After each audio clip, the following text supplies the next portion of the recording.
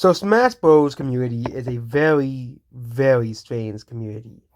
Okay, they are the most picky and ungrateful community out of all of Nintendo's community.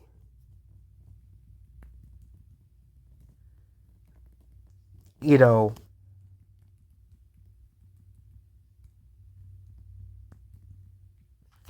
yeah, no one has been as ungrateful as the Smash Bros. Community. Okay, they literally sent death threats to Sakurai because they had Sephiroth over Xeno, a character until very recently almost no one besides the Smash community cares about. I'm saying until recently, it's because they did re-release Mario RPG, remake Mario RPG on the Switch, which means Xeno might have a chance of actually becoming an important Mario character in the future, considering that Nintendo and Square went out of the way to bring back Xeno and not just replace him with a Toad.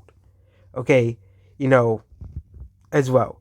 But they are so against having, like, for example, I was, before I got kicked out of that Smash Bros. Facebook community, they were so upset that Pyro and Myth were added to Smash Bros. Over Crash Bandicoot.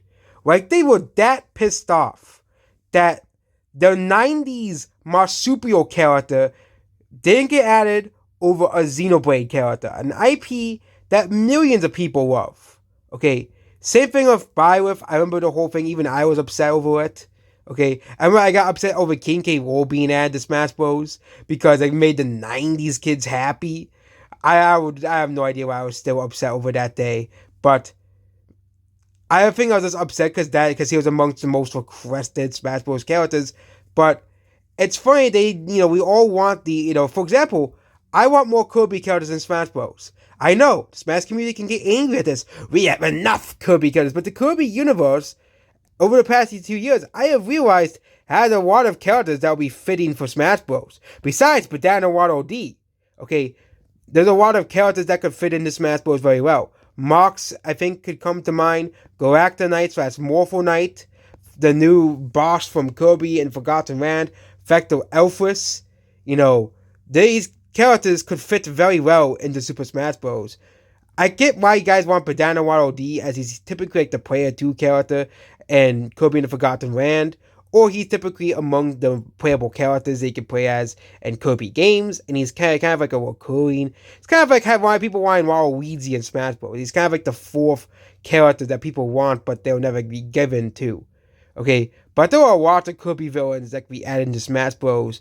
Like Mox and Galacta Knight and Factor Elfris. I think I would want the most in the game in Smash Bros. Or Magolor, obviously. Would be a pretty good fit in the Smash Bros. As well, as he also has a pretty good move. He would also have a pretty good move set as well. Well, and also Magolor is more relevant, kind of like Factor Alpha, since Kirby's Return to Dreamland got a remake very recently as well. Okay, but Mox would be a pretty cool option because he has a boss in Smash Bros. Ultimate, and I always like seeing bosses get treated into a playable character. For example, Ridley was an example. If Ridley can become a playable character, then Mox can become a playable character as well. I would also love to see more Zelda characters. I know I'm not a fan of Zelda, but come on. Okay, Zelda has the worst representation of any Nintendo IP in Smash Bros. Okay, they have a lot of stages. Zelda games have a lot of stages, but playable characters, I would drop 2 of the Rings, add in Skull Kid because he's a very popular character. Add in, one of the champions for Breath of the Wild as a playable character. Or you'd add a 4-in-1 character and add all of them at once. So you could have a Breath of the Wild character there. I'm not really too well versed on Breath of the Wild. I don't know the champions that are pretty popular characters as well. Skull Kid is a very popular character. Midna is a very popular character. There is no excuse for this representation Zelda franchise has in Super Smash Bros. There is no excuse for it, and it's really Nintendo's fault. Okay, Nintendo would add it, but okay, I think Nintendo does have the final approval of the Smash Bros. Roster. Okay, I know Sakurai does handpick characters, but Nintendo is the one that approves the roster. Okay, because and all the newcomers. Okay. Or Sonic, the fact that Sonic and Sega are some of Nintendo's most important partners, but they would rather put in two Castlevania characters because of the whole Metroidvania thing, which again, I don't understand why that is so important that we have to have Castlevania and Smash Bros. Okay? But we don't have a second Sonic character, and Sonic is such a massive, massive universe. Okay? And Sega is one of Nintendo's closest partners. They stuck with them in the Wii U era. Okay, like yes, I'm glad some of those subsidiaries got more characters like Persona and Atlas gets representation. Bayonetta got on Smash Bros. But dear God, the representation that Sonic has a franchise is very poor. Okay, Fatal Fury is represented better than Sonic, and Fatal Fury was a DLC character. Okay, Final Fantasy has better representation with two playable characters if you buy the DLC with Sephiroth than Sonic does. Okay? Or the fact that, there's a lot of Nintendo IPs that are not even represented, like Golden Sun. Okay, I think Golden Sun fans have been begging Nintendo to put that IP in the Smash Bros. I think a cool IP Nintendo would like to approve would be Fossil Fighters. I had the 3DS game. It was a pretty okay game. But I think because Fossil Fighters is very similar to Pokemon, but instead it's about dinosaurs. It said that the IP is being directed by Nintendo, kind of like a lot of Nintendo IPs. Okay, same thing with Punch-Out. Why hasn't Nintendo added more Punch-Out characters, considering there was such an instrumental series for the SNES and NES? And I don't know why Nintendo hasn't even brought back Punch-Out. It's an IP that people love. I think the whole reason why Punch-Out sold pretty well is because of Mike Tyson. But Will Mac has been in two Smash Bros. Games. I think Nintendo should bring back Punch-Out. Okay? Or how about more Animal Crossing characters? Animal Crossing has a well of characters you can add in. They're unique characters, like KK Slider. He is a beloved character. Tom Nook. I think a lot of people would love to beat up Tom Nook for scamming them in Animal Crossing as well. And I think 4 Animal Crossing characters is enough because he can add more characters. But outside of KK Slider and Tom Nook, who would he add? That would be the question. Okay. Animal Crossing is such a unique franchise. But I think the problem is Nintendo's too busy adding Fire Emblem characters. I think that's the reason why this comes from.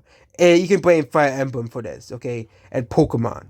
Okay, Pokemon makes sense as Pokemon is one of Nintendo's most successful IPs, but Fire Emblem is strange. Fire Emblem is the most overrepresented Nintendo IP in Smash Bros. You have like 8 characters, you have a bunch of stages, you have a bunch of music. Okay, not even Zelda, which is considered by many Nintendo fans one of Nintendo's most important IPs, that a lot of Nintendo fans consider Zelda part of Nintendo's quote-unquote big three. Okay, even after the Metroid not being popular anymore, and Pokemon would become a lot of Nintendo's big three, I think that would be a much more important big three. But Zelda is still considered one of Nintendo's biggest franchises. The fact that Zelda has less representation than Fire Emblem is astonishing to many Nintendo fans. Okay, I think Fire Emblem is the real big problem with this whole representation in Smash Bros. Okay, the fact that Fire Emblem, okay, we're on the official Smash Bros. Site, and we can go. I think there's a one with franchises. Here, displayed by series. We have Mario, and also all the sub-series, I think are pretty well represented. Yoshi doesn't really need more characters. The only other character you can maybe add is Kamek. Okay? But Yoshi is pretty well represented because Yoshi just play as Yoshi and fight Kamek and whatever the hell Kamek throws at you. Maybe add Baby Bowser or Baby Mario to add more representation. But you have, Kirby, 3 characters. But then you have Fire Emblem with 8 characters. Okay, Mario has 9 characters, but Mario is Nintendo's biggest series. It also includes Donkey Kong, which is another 3 characters. Wario, which is another character, 1 character. Yoshi, which is another character. And that will include up to around 15 to 16 characters Mario has. Pokemon has 8 characters. Give me a fucking Fire Emblem of 8 characters. Okay? We could go down to other franchises as well here. And not a lot of them are as well as represented. Of course, the newest series, of course, are not going to be as well as represented as older series. But I think Nintendo really needs to look at this representation they're giving to some of these series. Okay, why not add another Pikmin character from Pikmin 4 and Smash 4 and Smash 6? Okay, Pikmin 4 is very successful game. Another Sonic character, more Animal Crossing characters, I think would be good. And maybe another Xenoblade character for the next Xenoblade game.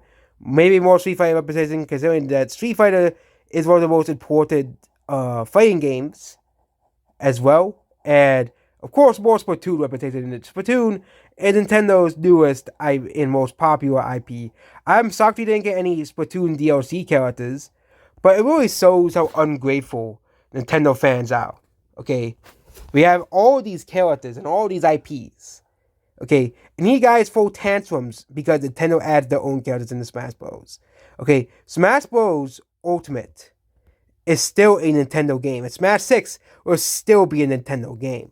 Okay, yes, I don't really like Splatoon that much, but I still think Splatoon should have more representation over Castlevania, which is only because of the whole Metroidvania thing, which is really stupid. Okay, but yeah, that's it about this video here. Goodbye.